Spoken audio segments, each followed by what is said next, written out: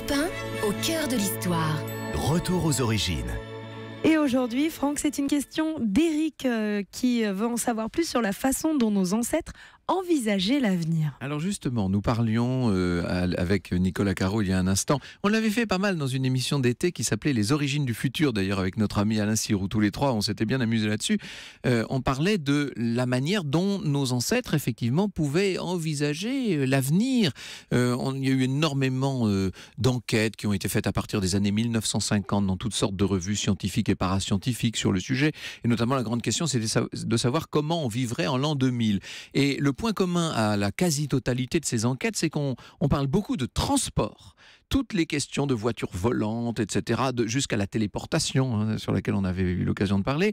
On parle beaucoup de guerre également, comme si les moyens de se faire la guerre allaient amener en eux-mêmes la Troisième Guerre mondiale, à laquelle on croyait beaucoup à l'époque de la guerre froide. Cela dit, c'est assez normal et assez naturel. Et puis on parlait beaucoup de robotique également, comme si tout allait être fait par des machines. Alors, il faut bien reconnaître que dans tous ces domaines, il y a quand même une part de vrai, bien entendu, et notamment dans la robotique, puisque, évidemment, si nous ne sommes pas, contrairement à ce qui se passe dans ce studio cet après-midi, entourés de robots bipèdes, en revanche, il y a énormément de machines qui nous aident à avancer, bien sûr. Alors, je ne vais pas revenir sur tous les grands ouvrages d'anticipation, ceux de Jules Verne, bien entendu. Il y en a un, quand même, que j'aimerais citer parce qu'il est tout à fait étonnant.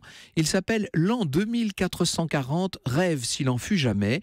Il a été écrit par Louis-Sébastien Mercier et il nous donne une idée de ce que pourrait être un monde où les femmes seraient indépendantes, vous imaginez, où l'on en viendrait à détruire les parlements dans le sens ancien du terme.